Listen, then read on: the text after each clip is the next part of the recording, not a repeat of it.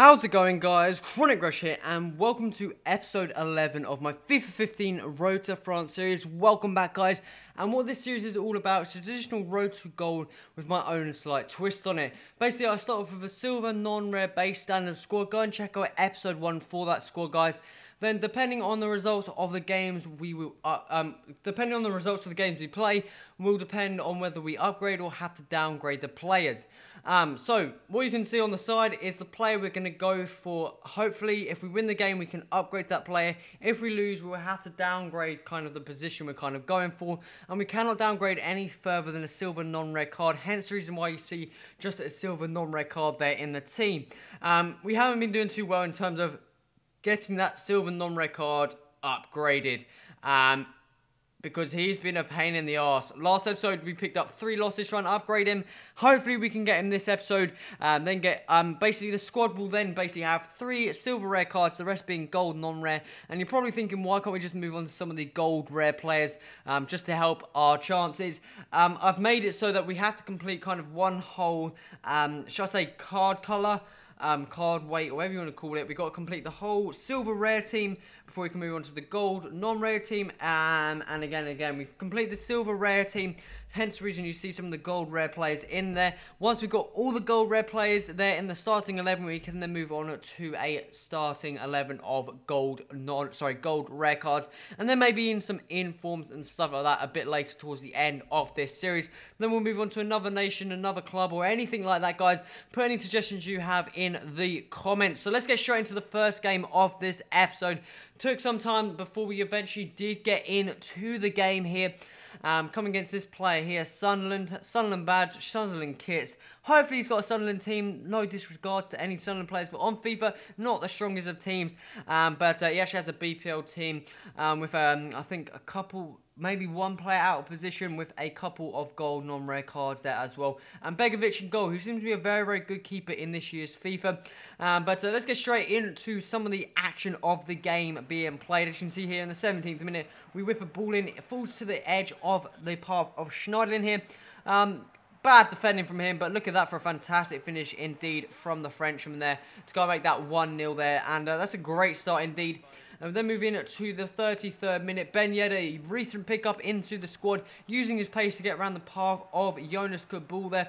Nice work, cuts inside into the box here, and a fantastic lever of a finish into the back on there to go and make that 2-0 there.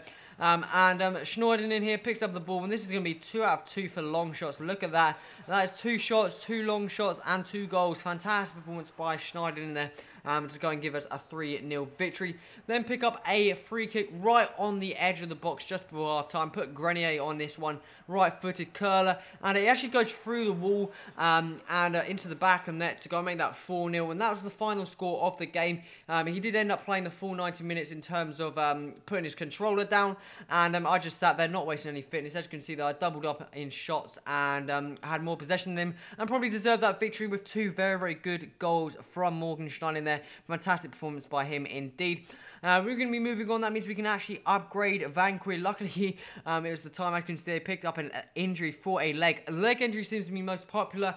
That's probably why the leg injury card is so expensive compared to other injury cards, just because the other ones aren't as widely needed. The demand isn't there for them, and hence the reason their price isn't as high. But we can put the player into the team there, Movember, as you can see, we've got 3 silver rare cards in the team. The rest of them gold non-rare. And the player we're going to go for is Younès Kaboul to strengthen up the defense. Swap him out for Diakite. And hopefully he should do the job. Kaboul's going to use his strength. He's got some decent pace on him. And hopefully he could be a good player to have there. But we come against a team Tiki Taka. And I was expecting some sort of sweaty BPL, I don't know, some sweaty team. And he's going to have a Liga BVA squad here in the 4-3-1-2. Bakalod Liga, Isco, Lakatic, Xavi, Cruz there, PK and Godin, which is probably the only place where I thought maybe this is my chance, because they're not the fastest of centre-back options you can get in the BPL, in the BVA, but still some very, very good defenders. it just didn't go that well. He was basically just ping-pong passing it. Gets me very, very frustrated. Should have done better with that defending. Should have blocked that shot as well. And the game actually finished 1-0, which is the most frustrating thing ever in a game of FIFA. Just because you know if you scored one, you would have got the draw there. Well, I don't do draws in this series. I just replay the game. But I could have maybe counted another attack on there, maybe put 2-1. And it's just such an annoying thing to lose 1-0. Like, one goal, which just one lapse of defending from you leads to that goal. And it's just such an annoying thing to do. That means we're going to have to downgrade from Diakite to Miran. And we are stuck in this stupid cycle where we cannot get out of the silver rare cards we got left. The keeper doesn't need to be changed. He's doing a fantastic job in goal. And I think he's okay. Centre-back maybe strengthened up. Diakite as well was good coming against some of the, like, I don't know, not as quick, good gold players, silver players and stuff like that. But moving on to some of the pacey gold rare cards, Lacazette, Remy, players like that. He's just getting absolutely stomped by. And we're trying to just get an upgrade for the CDM, get a more defensive-minded one, especially in this type of formation where sometimes you do feel like you have just 4 players stuck up in the attacking position and you got no defensive work at all. So maybe picking up a CDM with better defensive stats. Probably Gonalons is going to be the man we'll go for eventually. But we're going to be looking for the straight upgrade, straight into the path of Diakite here. Just get a straight old swap on there, get the players back at the top. And come against a English squad here with 2 silvers, Gale and Bartram, I think that is. And I thought maybe this was my chance. He has got pacey centre-backs there, but not too threatening up top. And we're going to be seaming on through here. And I thought nothing about that. The ball's gone out. And he calls up for a foul here. And originally I thought this was a penalty. I was pretty buzzing about it. I was like, yes. And he also picks up a red card.